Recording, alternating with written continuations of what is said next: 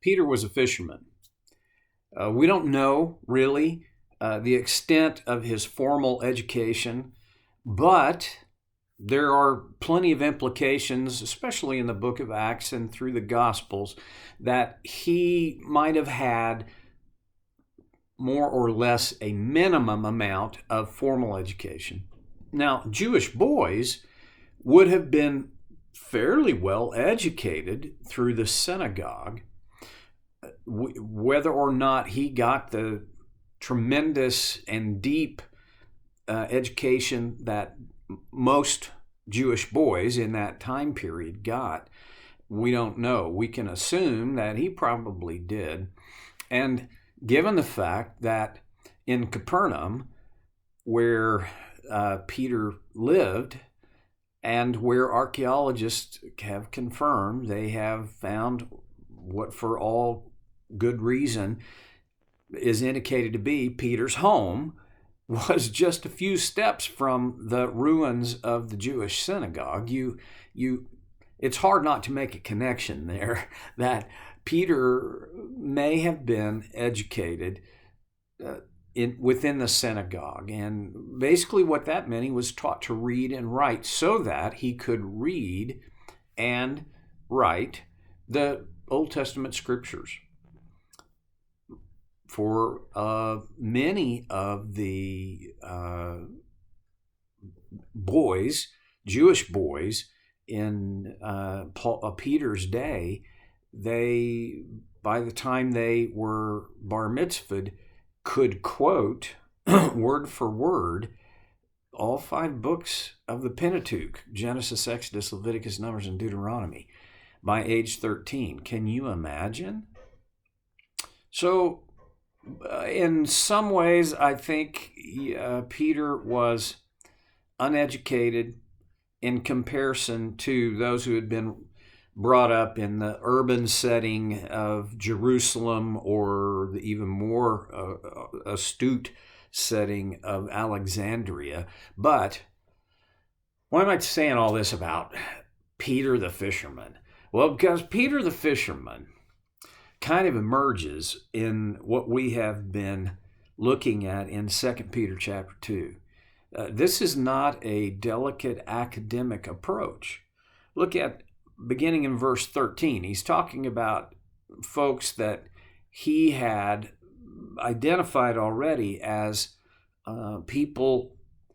Well, he calls them, let's see, what is the word? He calls them unrighteous. And he says they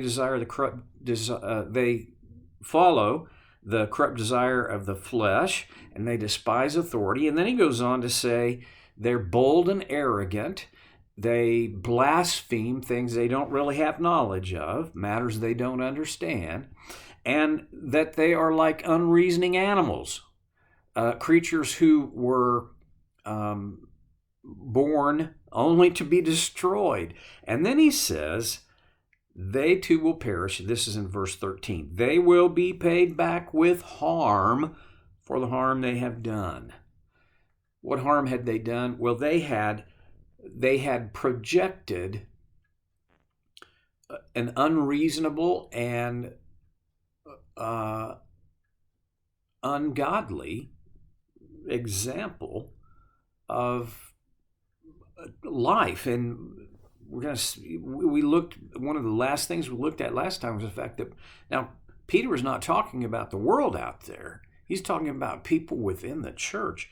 Well, they had done harm by bringing at least this much, by bringing a measure of disrepute on the church because of their behaviors. They carouse. He says their idea of pleasure is to carouse in broad daylight. This is definitely not fitting with the design, the example, and the teaching of Jesus. Well, they're blots and blemishes. See, all of these things are like he's not trying to be politically correct or emotionally sensitive. He's calling it like he sees it. And then he says they are blots and blemishes, reveling in their pleasures while they feast with you. Now that's where we got the context that he's talking about people within the church, because some early manuscripts, instead of saying their pleasures, reveling in their pleasures while they feast with you, they identified a specific feast, the love feast. And this was the ceremony, the tradition, the practice of the church gathering for the Lord's Supper, for communion, and combining it with a communal dinner, of a feast of sorts. Closest we can come to it today, probably in connecting it with things that we know anything about, would be a covered dish dinner at the church. But even that is not, that's not really an accurate picture. It's just close, sort of. Well, anyway, he says, with eyes full of adultery, they never stop sinning. It's like he's just driving the nail deeper and deeper and deeper. If you had any doubt about the nefarious nature of these people, Peter is making it absolutely clear. These are not just innocent people who are making legitimate mistakes because they just didn't have background or training or... No, these are people who are making choices. They are volitional, with eyes full of adultery. You know what adultery is. It is, broadly, it is sex outside of marriage, and in specific, it is having sex with someone other than the person to whom you're married. Having eyes full of adultery. Pause. I'm going to throw a rock. I'll just tell you right up front. How many of the plots, storylines of entertaining TV shows, comedy, drama, everything in between, that you and I see and enjoy most of the time, are fit in the category of eyes full of adultery? It has to do with who they can bed, who they can have sex with, and how often, and how. I'm just at this point. I'm really just talking about what I often look at, and it's in so many things. I won't say it's in everything, because it's not, but boy, it's in a lot, and it's in so much that I don't hardly even see it anymore. And I'll look past it because the writing is so good and the jokes are so funny, and on it goes. But that is not, that is a fairly reasonable description of our culture. Eyes full of adultery. This whole idea of sex with anybody, and frankly, when it's in movies and television and music, and when it's in the arts like that, it's in the media that comes into us, we're dulled to it. We hardly even see it. And when we see it, we kind of, okay, I don't have to, that doesn't have to be part of me. I can push it aside. Well, maybe we can, but I think, I know it sounds like I'm promoting the idea that we need to unplug the TV and never look at it. And I don't think that. I just think we need to be more discriminating, because here's the deal. I do not want to be a person with eyes full of adultery. Okay. With eyes full of adultery, they never stop sinning. Is that a little bit of overstatement? Well, I don't know.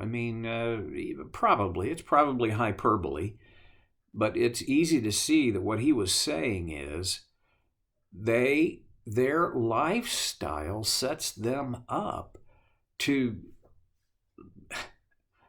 almost, another way to say it is, if they're awake, they're sinning. Well, then it says, they seduce the unstable. And that's a big part of the harm that they will be harmed for. When these kinds of people seduce the unstable, what they're trying to do is draw others into the same kind of philosophy and lifestyle.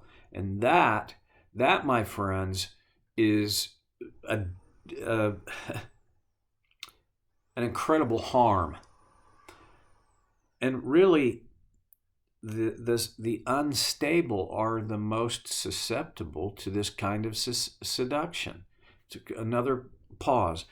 I don't want to be unstable. I don't want to be susceptible to wrong, broken ideology, okay? I don't want to be susceptible. I don't want to be closed-minded. But the thing that will make me unsusceptible or less susceptible is that I am more stable. The more stable you are, the less susceptible you are to these, probably the theological term is heresies, these ideas that don't fit with God's design. Pardon me. And in this particular context, Peter is talking in strong language about people who have become like the culture around them. When you think about the first century culture that Peter is writing into, you don't have to be a historian or a theologian, but you do have to do a little bit of study and research. The first century in the Roman world was, well, it was not the most moral of centuries. There was quite rampant immorality. The Roman religions, the Greek religions, were ubiquitous. They were everywhere, and they had really what, at this time when Peter wrote this, Christianity was in its infancy and had only begun to take ground in the world. And what it was taking ground against were a lot of these pagan religions. And frankly, the one thing that was common among all of the practices of these religions was sexual immorality. Virtually all of them had temple prostitutes, both male and female. And what, as a Christian, we would, if we ever saw it for what it was, we would be repulsed. Well, they had become like the world around them. They are experts in greed, an accursed brood. I mean, Peter just laying layer upon layer upon layer upon layer of the brokenness and the rejection of God's design that these people were into. And what I get from it, well, one big thing is, hey, you don't do this kind of stuff and just slide by. When you do these things, hey, don't forget, we must never forget that there is a law at work that is as sure as gravity, but not as quick as gravity. It's called the law of the harvest. A man, a person, reaps what they sow. When you do these things, there are consequences. And they may not be consequences that are quick to show in time, but there is a judgment.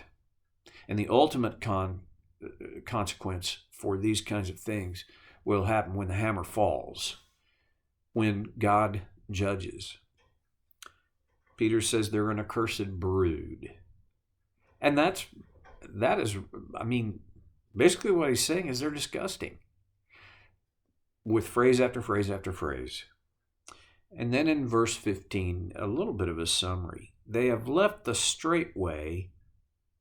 What is the straight way? Well, the straight way has to do with this whole idea of the straight way. Is it is the shortest point from the shortest distance between point A and point B is a straight line, right? Okay. The straight line is, in context here, the purity of God's design, staying within these established and expressed boundaries of what God says is right and what God says is wrong. And there is this way, a straight way. Jesus says it's a narrow way. We got to come back for more later because I've already blown past my time limit. I hope I get to talk to you again then on Stevie. Sorry, folks, with Stevie Boy.